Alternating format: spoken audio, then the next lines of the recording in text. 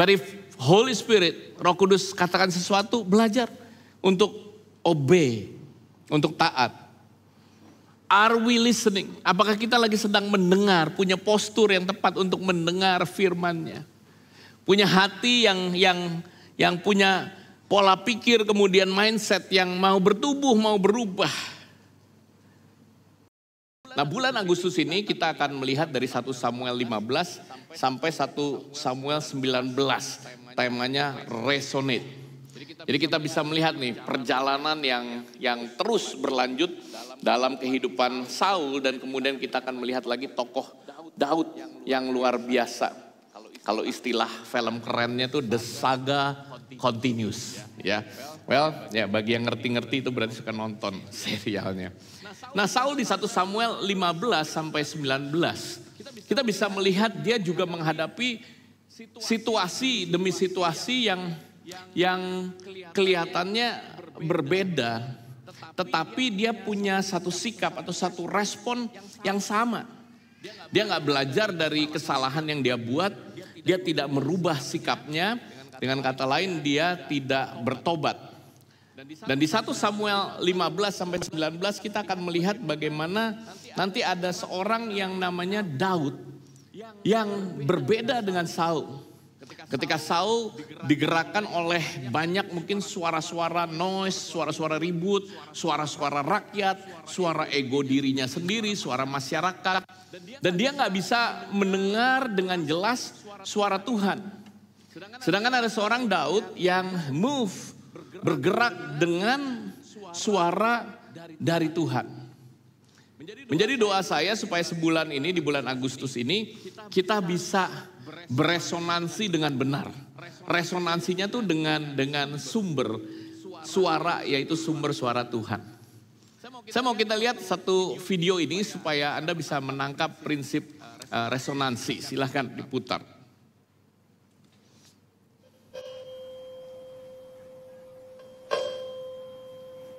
Itu nada C gitu ya. C. Nah, ini sama nih ya, frekuensinya 440 Hz, itu nada A gitu ya. Coba semuanya. Kurang kenceng. Nah, itulah kurang lebih ya. Itu nada La gitu ya, atau A. Nah, ketika ada nada frekuensi yang tepat, yang terjadi adalah resonansi.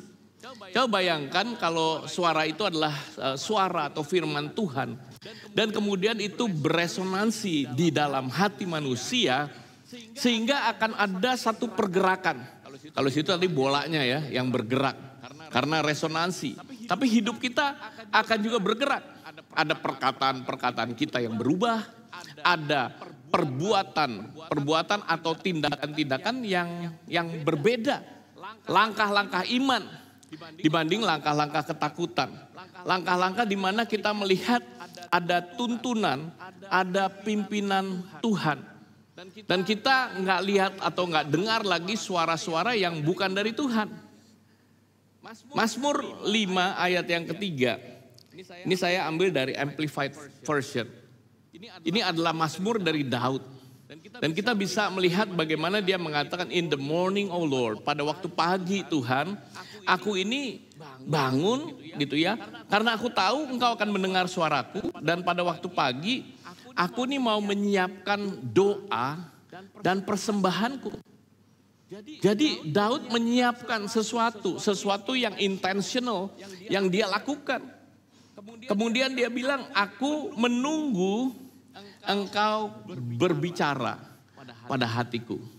Berapa dari kita kalau pagi itu nunggu untuk Tuhan itu berbicara pada hati kita? Berapa dari kita pagi hari ini nunggu Tuhan itu berbicara pada hati kita? Seringkali di dalam kehidupan kita, walaupun kita ini orang percaya, pagi kita akan diisi dengan begitu banyak kegiatan rushing, sehingga kita takut terlambat ke kantor, takut terlambat kuliah, kerja, appointment. Sehingga kita lupa sebenarnya kita perlu beresonansi dulu dengan firman-Nya. Amin. Perlu beresonansi untuk supaya tahu apa yang perlu kita lakukan. So pagi hari ini poin yang pertama yang saya mau bagikan adalah bagaimana kita punya right posture. Punya postur yang tepat ketika kita mau beresonansi dengan Tuhan. Frekuensinya harus sama. Saya ini suka olahraga ya. Sini juga ada pastor-pastor yang suka olahraga. So saya mau pastikan semua cabang olahraga yang disukain pastor-pastor ini saya sebut. Tapi saya sebut yang di depan dulu dah. Ini ya. Karena Pastor Paul ini jarang-jarang kesini ya. Tadi kita belum janjian. Tapi kalau saya pakai ilustrasi boleh ya Pastor Paul. Jadi boleh lah di tempat kamu aja berdiri, kamera nanti kalau boleh. Ini di bawah pimpinan Roh Kudus. Kalau mau tembak free throw gitu ya. Atau 3 point lah ya kan. Pasti ada posturnya dulu siap-siap kan. Nggak langsung cup gitu nggak masuk. Gimana posturnya? Tolong. Ya. Tuh ya, tuh ada posturnya, tekuk dikit, begitu, lalu pegang begini, matanya lihatin. Lalu tembak bolanya. Nothing but the net. Keren, tepuk tangan untuk Pastor Paul. Ada di sini yang suka sepeda, ya. Sayang Pastor Jimmy nggak ada. Tapi main sepeda nggak bisa sembarang postur, nggak bisa berdiri gini main sepeda. Lalu posturnya juga beda.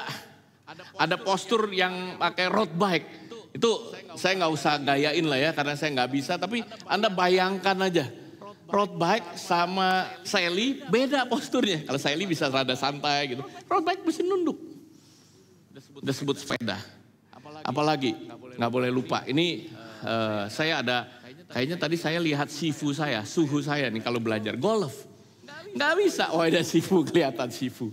Nggak bisa main golf itu tanpa postur yang tepat. Nggak bisa cuma sekedar pegang stick ya. Oke, main pukul aja. Ya mungkin kena tapi nggak akan jauh. Belum tentu kena lagi kalau belum pernah belajar. You have to have the right posture. Jadi saya juga mau ngempala gitu ya. Kakinya lebarnya seberapa, kira-kira sebahu atau lebih dikit. Lalu kalau megang bagaimana, ini gripnya aja ada posturnya khusus. Bisa yang begini interlock, bisa yang di overlay, bisa yang kayak baseball. Tapi yang beginilah yang paling sering gitu. Lalu nunduk gitu ya. Terus nunduk gak bisa terlalu nunduk, harus pas posturnya. Baru setelah nanti sebentar, gak boleh cepet-cepet juga. Kalau cepet-cepet berantakan. Baru backswing, lalu ada follow through-nya. Gimana Sifu? Lumayan ya Sifu ya. Wah dikasih 2 thumbs up sama guru saya. So posture is very important, sangat penting. Itu sebabnya ketika kita berbicara mengenai postur kita, ketika kita mau terima firman Tuhan, maka itu Daud tadi bilang, aku nih pagi hari menunggu-nunggu punya right posture. Nggak buru-buru sama Tuhan. Nah di 1 Samuel 15 kita akan melihat satu narasi. Bagaimana seorang yang bernama Saul ini melakukan sesuatu kesalahan lagi. Di 1 Samuel 15 ayat 20 sampai 22. Saya akan bacakan. Lalu kata Saul kepada Samuel, aku memang mendengarkan suara Tuhan dan mengikut jalan yang telah disuruh Tuhan kepadaku, dan aku membawa Agag raja orang Amalek, tapi orang Amalek itu sendiri telah kutumpas. Nah, apa yang terjadi? Lalu Saul bilang, tetapi rakyat mengambil dari jarahan itu kambing domba dan lembu-lembu yang terbaik dari yang dikhususkan untuk ditumpas itu untuk mempersembahkan korban kepada Tuhan Allahmu di Gilgal. Tetapi jawab Samuel, perhatikan ini. Apakah Tuhan itu berkenan kepada korban bakaran dan korban sembelihan? Sama seperti kepada mendengarkan suara Tuhan. Sesungguhnya mendengarkan lebih baik daripada korban sembelihan. Memperhatikan lebih baik daripada lemak domba-domba jantan. Perhatikan kata mendengarkan di sini. Itu untuk bisa terima resonansinya yang tepat, frekuensinya tepat. Kata shema yang dipakai situ bukan cuma sekedar dengar, tapi hear and do. Dengar dan lakukan. Atau kata lainnya taat, obedience. Coba kita lihat di next slide ya. Sebenarnya perintah Tuhan itu apa sih? Perintah Tuhan yang Samuel katakan kepada Saul di 1 Samuel 15 ayat 3. Jadi pergilah sekarang, kalahkanlah orang Amalek, tumpaslah segala yang ada padanya dan jangan ada belas kasihan kepadanya. Bunuh semuanya, laki-laki, perempuan, kanak-kanak atau anak yang menyusu, lembu maupun domba, unta maupun keledai. Jadi ayat 1 Samuel udah bilang, aku ini diutus Tuhan. Itu firmannya tuh yang kemudian disampaikan. Dan kalau kamu lakukan ini, kamu pasti menang atas orang Amalek. Dan kenyataannya memang Tuhan memberikan kemenangan. Tetapi ada hal-hal setelah kemenangan follow up-nya yang gak dilakukan oleh Saul. Sehingga di 1 Samuel 11 ayat 9 dikatakan Saul dan rakyat itu menyelamatkan Agag dan kambing domba dan lembu-lembu yang terbaik dan tambun. Padahal disuruh apa? Tumpas. Cuma ngelihat kambing, aduh enak nih bikin sate kambing. Lihat lembu, waduh ini enak bikin steak. Apa yang terjadi? Mereka enggak tumpas habis. Dan segala yang berharga yang tidak mau mereka menumpas semuanya itu. Apa yang terjadi? Ada ketidaktaatan. Di ayat 11 firman Tuhan datang kepada Samuel. Dan Samuel sampai semalam-malaman dikata di situ. Nggak ngerti. Ini udah jelas firmannya. Hitam di atas putih. Udah diomongin dengan jelas kepada Saul tapi nggak dilakukan. Pada waktu saya baca ayat itu tadi malam lagi. Saya renungkan aduh. Ini bukan Anda ya, ini diri saya. Kadang-kadang ada hal-hal juga Roh Kudus sudah ngomong. Bolak-balik. Tapi time to time saya juga gagal. Dan saya bersyukur Roh Kudus gak putus asa gitu. Roh Kudus masih mengingatkan. Dan ada hal-hal yang saya bergerak juga untuk menjadi lebih baik. Kalau ada yang salah saya juga, Tuhan aku salah, ampuni. Kalau saya salah sama istri saya bilang forgive me. Itu sebabnya kalau kita melihat apa yang terjadi di slide berikut. Waktu Saul ketemu Samuel. Di ayat 13 Saul bilang diberkatilah kiranya engkau oleh Tuhan. Bilang nyambut Samuel, Samuel kau diberkati. Lalu dia katakan aku telah melaksanakan firman Tuhan. Benar gak sini? Udah salah, tambah lagi dia bilang bohong. Gitu. Ditambahin lagi salahnya. Saudara perhatikan ya, kadang-kadang kalau ini terjadi sih ya. Kalau kita bohong dan gak cepat-cepat ngaku dosa, berubah bertobat, ntar akan ada kebohongan lagi. Yang kedua, untuk menutupi kebohongan yang pertama. Nanti akan ada lagi kebohongan ketiga untuk menutupi kebohongan kedua. Jadi penting kalau kita salah itu cepat bertobat. Tuhan Yesus aja ngajarin doa, ampuni kami seperti kamu mengampuni juga orang yang bersalah. Itu doa apa? Doa Bapa kami setiap hari, every day. Dan yang terjadi di ayat 14 ya, Samuel tuh sampai nanya, sampai kesel gitu. Gue bener, udah lakukan firman Tuhan. Samuel cuma bilang, itu apa suara? Mbeknya ada gitu ya. Belum lagi bu, ada suara lembu. Gak bisa ditutupin. Dosa, you cannot cover up your sin. One day it will show up. Jadi kalau Roh Kudus ingatkan hari ini, bertobat, jangan tunda-tunda. Termasuk engkau yang lagi menyaksikan, yang lagi duduk, sedang menikmati kopi pagi hari ini. Whoever it is. Jadi ayat 15, Saul juga masih coba dia membela dirinya. Nggak habis pikir Samuel. Dan Samuel bilang, ya di 1 Samuel 15 ayat 22, sesungguhnya mendengarkan yang tadi saya bilang itu, postur yang benar, lebih baik daripada korban sembelihan. Memperhatikan lebih baik daripada lemak domba jantan. Nah, orang Israel itu udah dilatih sebenarnya dari dia kecil untuk mendengar Shema Israel. Ulangan 6 ayat 4, katakan dengarlah hai orang Israel, Tuhan itu Allah kita, Tuhan itu Esa, Tuhan itu satu.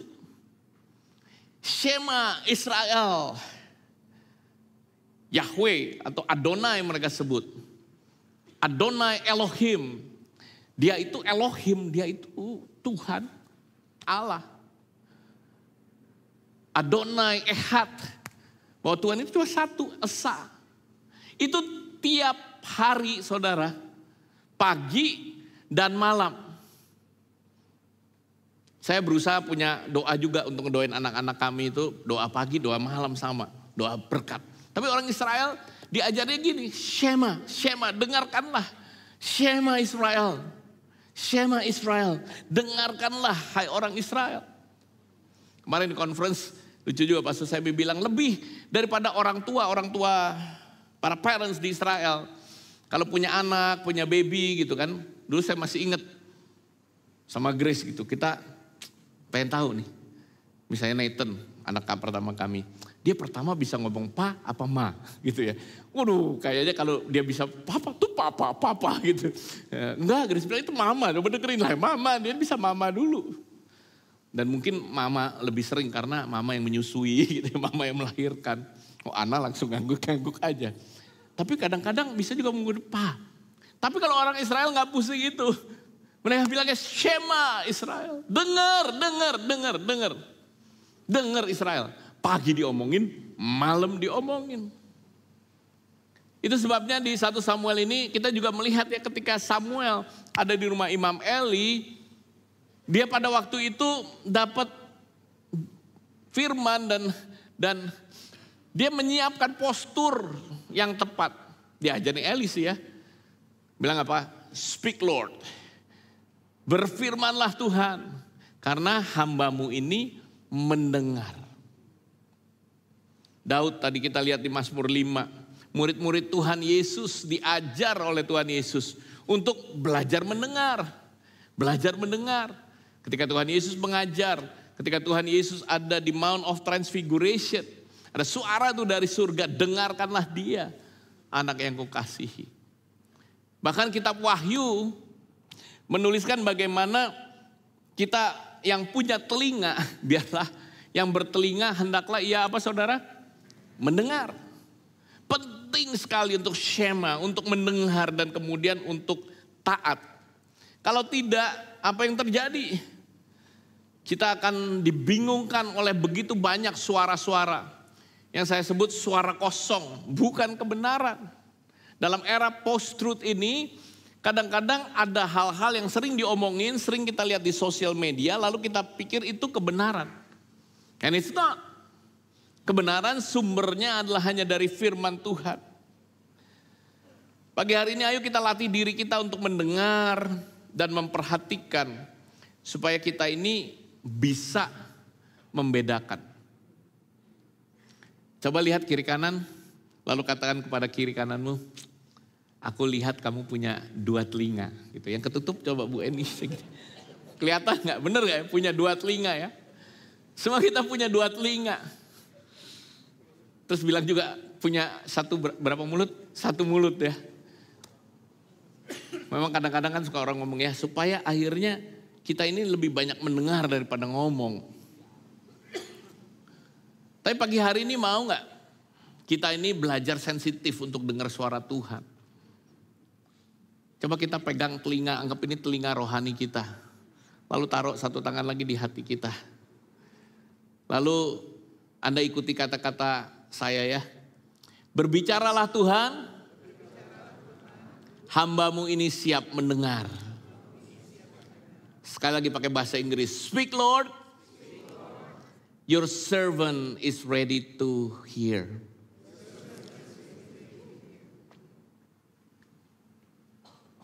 So dalam kehidupan kita seringkali kita gak ambil waktu untuk punya postur yang tepat.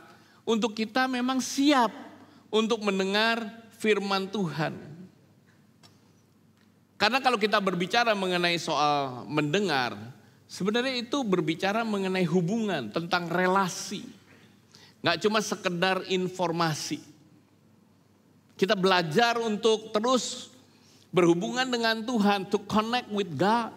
Itu bukan cuma ya kadang-kadang kalau ingat, tapi itu sesuatu yang intentional. Daud tadi, Mazmur, katakan aku atur waktu pagi hari, doaku, persembahanku.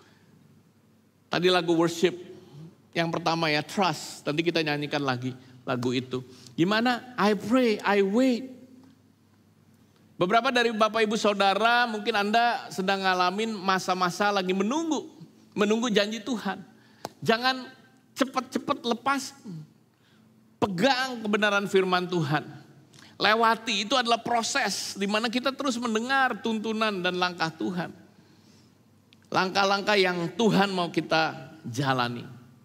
Sehingga kita bisa membedakan mana suara yang benar, yang dimana kita beresonansi, mana yang bukan suara dari Tuhan. Yang kedua adalah kita belajar untuk punya mindset yang baru. Yaitu mindset untuk bertumbuh. Pola pikir untuk bertumbuh, growth mindset. Semua katakan growth mindset. Berapa dari kita di tempat ini maupun Anda yang menyaksikan online mau bertumbuh? Can I see your hands? Mau bertumbuh. Amin. Berapa yang mau bertumbuh secara rohani? Wih, banyak ya. Berapa yang mau bertumbuh dalam kesehatannya? Wih, banyak. Berapa yang mau bertumbuh dalam finansialnya, dompetnya? Lebih banyak lagi gitu. Sampai yang belakang-belakang tuh angkat tangan. Tadi nggak angkat tangan. Ya kadang-kadang begitulah. Well, tapi Tuhan mau memberkati kita. Tapi kita perlu belajar tadi, punya postur yang tepat dan kemudian punya mindset yang tepat juga, mau bertumbuh. 1 Samuel 15 ayat 24. Mengatakan berkatalah Saul kepada Samuel, aku telah berdosa. Nah ini sebenarnya Saul tuh udah mau bertobat. Udah bilang ya, aku telah berdosa sebab telah kulangkahi titah Tuhan dan perkataanmu. Mau ya kelihatannya. Kenapa? Karena gak lengkap. Habis itu dia bilang gini, tapi. Jadi kalau bertobat jangan pakai tapi, bertobat aja, ampuni aku Tuhan. Bersalah kepada suami istri, forgive me. Anak-anak bersalah kepada orang tua, minta ampun. Orang tua bisa salah juga sama anak. Kalau sadar langsung say sorry. Tapi dia bilang, tapi aku takut kepada rakyat. Sounds familiar? Takut kepada rakyat. Bukan takut sama Tuhan, takut sama rakyat. Udah terjadi nih sebelum-sebelumnya, gak berubah-ubah, gak bertobat-bertobat. Dan kemudian ada momen lagi sebenarnya dia bisa nih bertobat.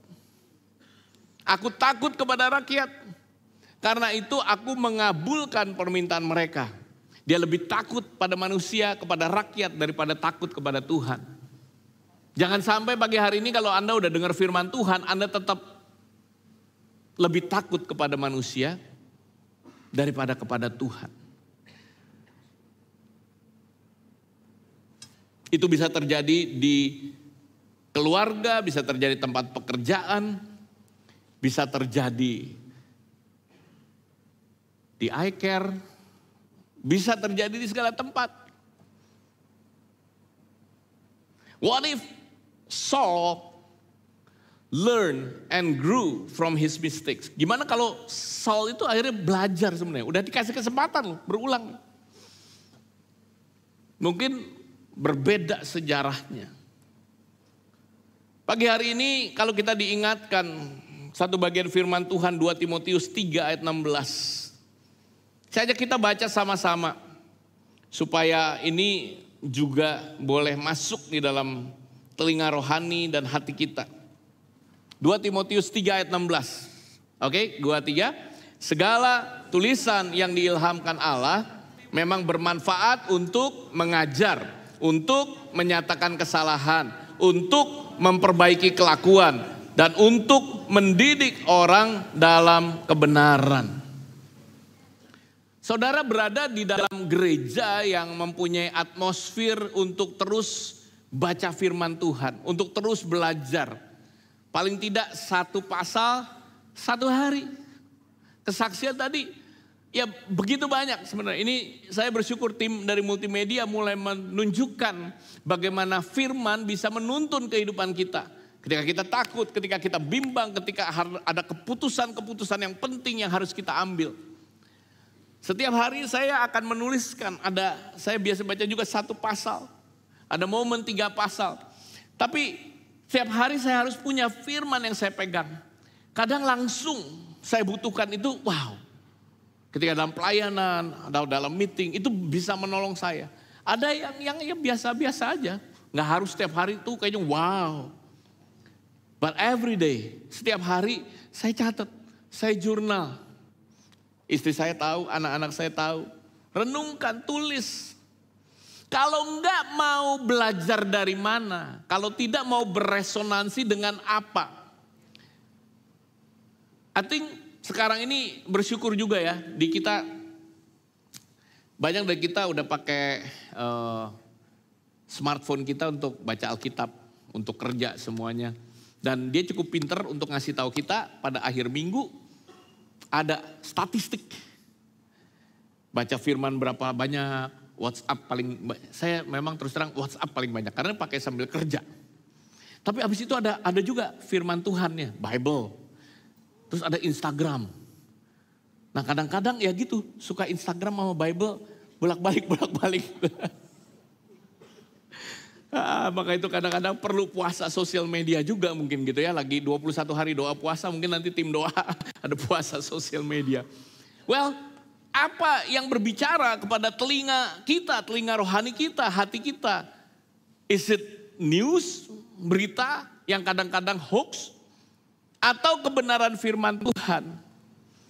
Dan itu yang akan menolong kita untuk punya growth mindset, firman Tuhan. Menyatakan kesalahan, memperbaiki kelakuan, mendidik kita di dalam kebenaran. Kalau ada kesalahan, ada dosa yang diabaikan, itu bisa menjadi pola kebiasaan yang akhirnya memimpin kepada tindakan kita berikutnya, respon kita berikutnya. Izinkan Roh Kudus untuk mengingatkan, menyadarkan, bahkan pagi hari ini. Saya percaya Holy Spirit is speaking to our life. Roh Kudus lagi berbicara nih pada diri kita. Ada gak sih kesalahan yang aku harus bertobat? Sadari kesalahan dan berubah dalam kebenaran. Karena firman Tuhan yang akan memimpin tindakan-tindakan kita selanjutnya. Ibrani 4 ayat 12 saya mau kita baca lagi ayat ini sama-sama 2-3. Sebab, belum muncul kali. Next. Ibrani 4 ayat 12. Yuk kita baca 2-3. Sebab firman Allah hidup dan kuat dan lebih tajam daripada pedang bermata 2 manapun.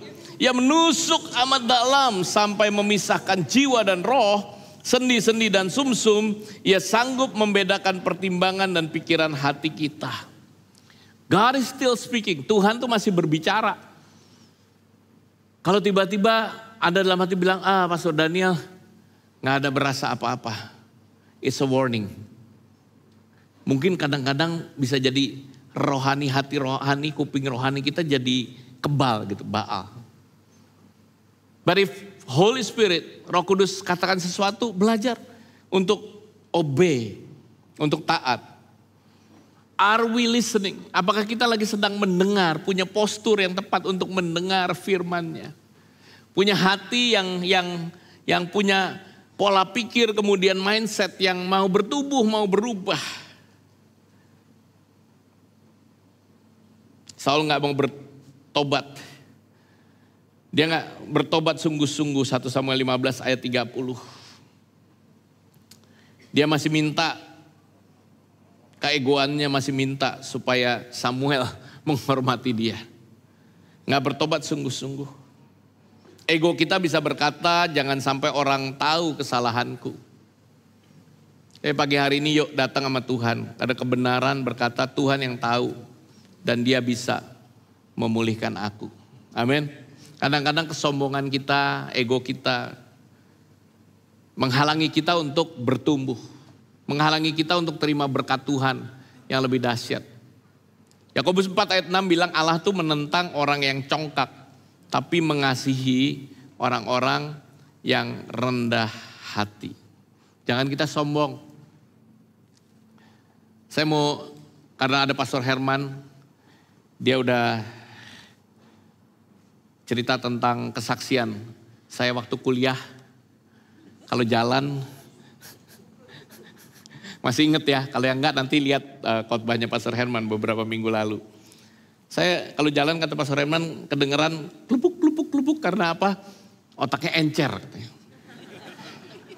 Dan ya itu saya anggap sebagai ledekan tapi juga sebagai komplimen lah ya. At the same time. Yang membuat saya tanpa saya sadar, saya tuh jadi sombong. Nggak sadar, orang sombong tuh jarang sadar saudara. Yang ketawa pernah begitu ya. Orang sombong jarang sadar. Saya masih nolongin kalau ada yang nanya sama saya juga masih ngajarin. Saya masih tolongin gitu ya. Tapi dalam hati, lu gitu aja gak bisa sih, gimana? Tapi saya ajarin loh, bukan saya gak ngajarin. Terus selalu saya berkata-kata, lu begitu banget. Enggak, tapi hati saya, the attitude, the posture is not right. Saya tahu kalau Tuhan gak berurusan saya dengan cepat soal kesombongan itu, saya benar-benar bisa, mungkin gak jadi hamba Tuhan, gak tahu di mana saya berada, karena Tuhan menentang orang-orang congkak. Saya mau cerita ini karena yang hadir di conference kemarin dengar kesaksiannya Pastor Ken ya, Ken Molmin. Saya gak tahu kenapa dia alami itu di Tulsa, Oklahoma. Saya ngalamin ini juga di Stillwater, Oklahoma. Kalau Pastor Ken lagi tuh chip matematiknya diambil cuk. Dan dia lama, 1 semester saudara. Gak bisa dari jago matematik jadi gak bisa matematik. Kalau saya puji Tuhan, it happens only 40 minutes, 40 menit. Jadi saya lagi itu ambil kelas termodinamika. Yang engineer tahu lah ya thermodynamics. Biasanya kalau di Amerika ulangan ujian tuh 4 kali dikasih. 1, 2, 3, 4. Ulangan pertama saya dapat 100. Ulangan kedua saya dapat 100. Pas mau ujian ketiga malam sebelumnya saya nonton football sambil ngajarin teman-teman. Udah bisa memang. Pas ujian, lihat soalnya 4 nomor saudara. Saya lihat, bisa lah. Dikasih 50 menit. Saya udah perkirakan bisa kelar lah 20-30 menit. Kerjaan nomor 1, 5 menit selesai. Lihat nomor 2 juga gampang lah gitu ya. Tapi 5 menit berjalan saudara. Jadi kira-kira udah 10 menit tes. Lagi mau kelarin nomor 2, tiba-tiba tangan saya goyang saudara. Kalau ini bukan otak. Otaknya ngerti, bisa kok gue jelasin. Tapi gak bisa nulis. It's shaking literally. Literally kayak gini saudara. Gimana mau nulis? Tiba-tiba saya pegang, gak bisa saudara. Ini bukan lagi dibaptis Roh Kudus. Bener, I cannot control my hands. Saudara ketawa lagi, terus saya nangis. Serius saudara.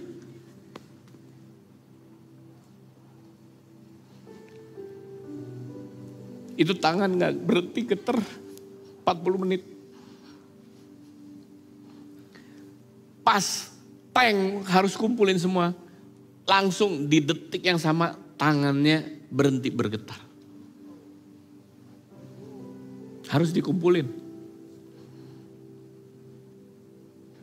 Pulang, saya lagi rumetan sama Pastor Herman. Tuh.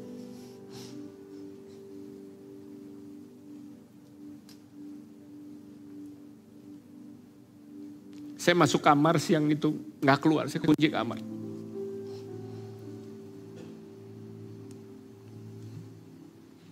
Saya benar-benar nangis. Saya baru keluar mungkin lagi itu udah kan lapar juga gitu ya dan gak mau puasa ya. Tapi I said, God, forgive me. Ampuni saya.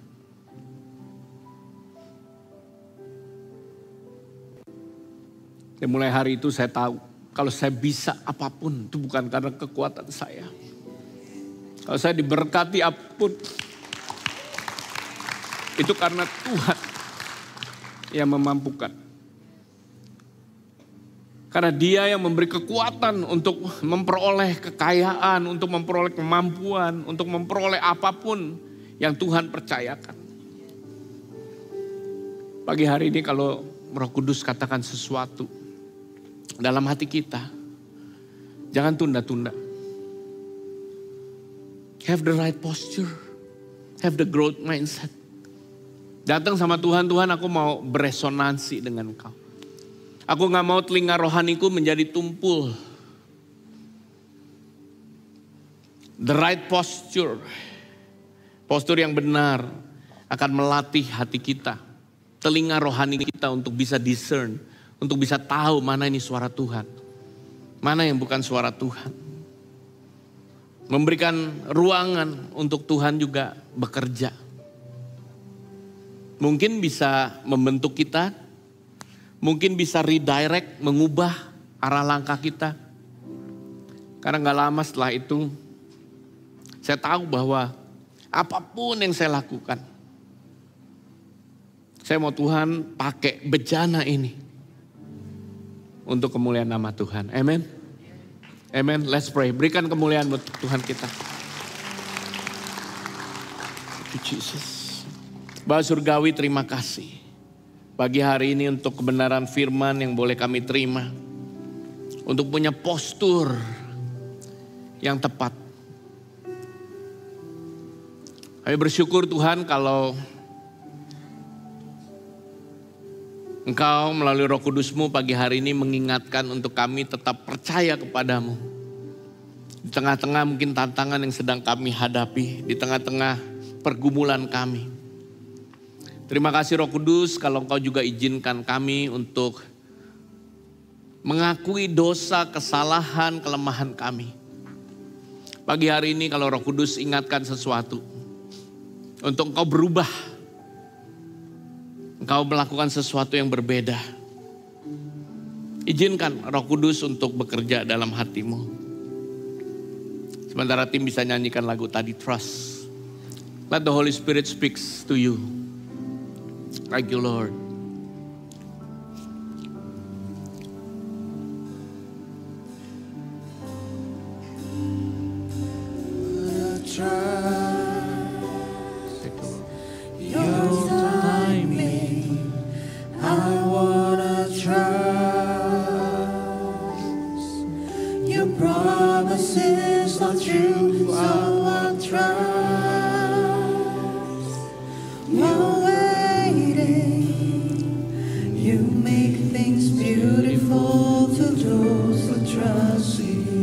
Yuk kita bangkit berdiri sama-sama. Your timing, I wanna trust. Your promises are true, I'll trust. While waiting, you make things beautiful to those who trust in you. Trust your timing. I wanna trust your promises are true, so I'll trust. While waiting, you make things beautiful to those who trust in you. Thank you, Lord. Izinkan Roh Kudus bicara pada hati kita pagi ini. Thank you, Lord.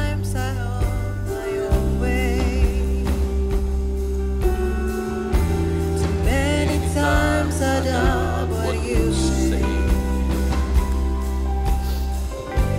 I let my thoughts to get in the way. Watching you when you come.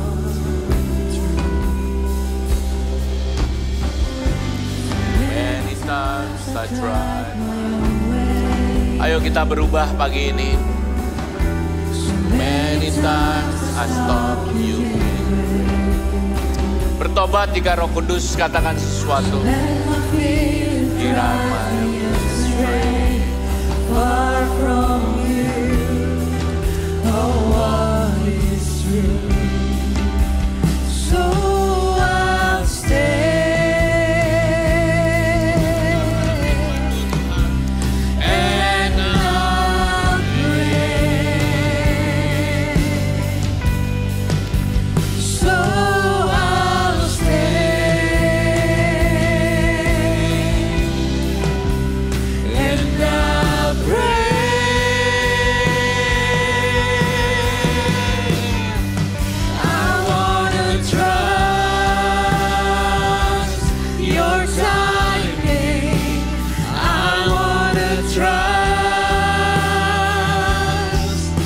Promises are true, so I'll trust while waiting.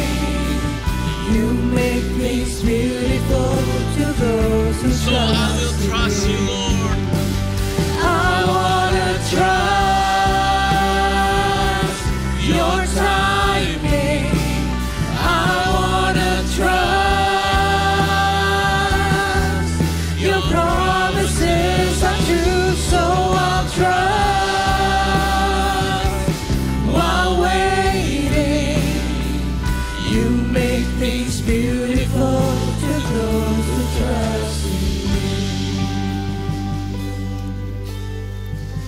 Pagi hari ini kalau Roh Kudus ingatkan kita akan sesuatu. Roh Kudus itu roh yang lembut, dia roh kebenaran. Yohanes katakan dia roh yang akan mengingatkan apa yang Yesus ajarkan, apa firman-Nya, apa perkataan, apa petunjuk, apa titah. Shema, Shema, dengarkanlah, dengarkanlah. Dengarkanlah, Shema. Kalau engkau sudah dengar, Roh Kudus sudah ingatkan, dan Tuhan sudah bicara,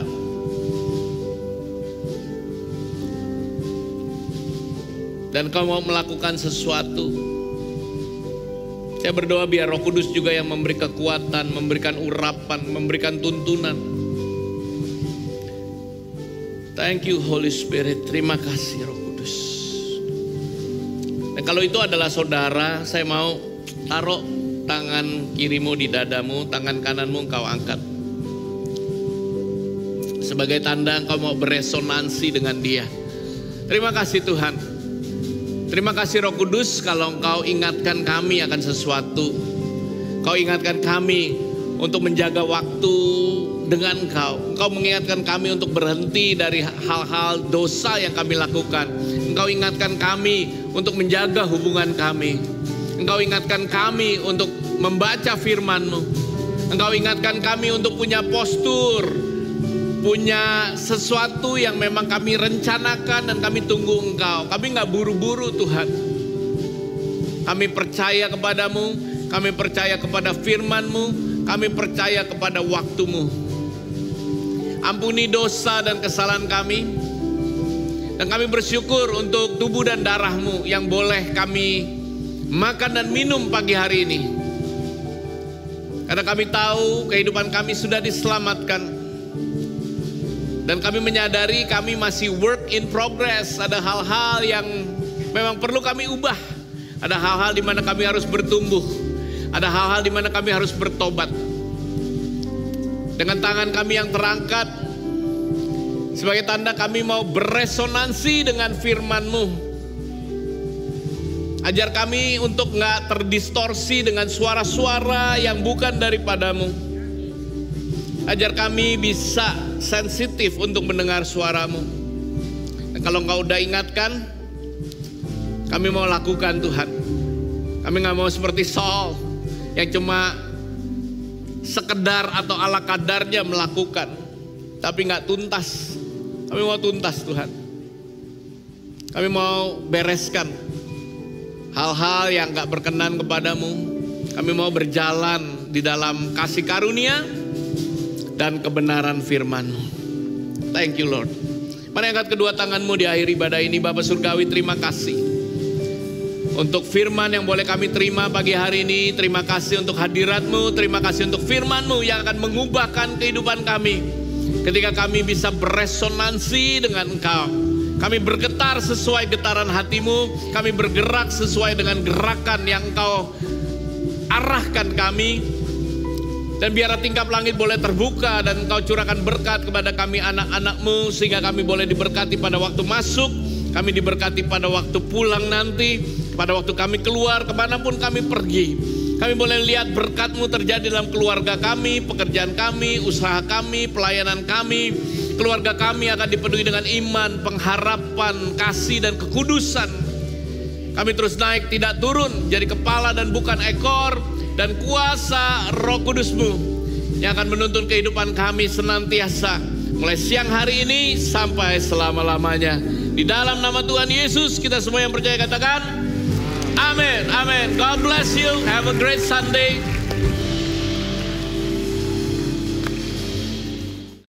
Untuk informasi lebih lengkap mengenai IFGF Jakarta, Anda dapat mengunjungi Linktree IFGF Jakarta yang tertera di deskripsi YouTube dan juga bio Instagram IFGF Jakarta. God bless you.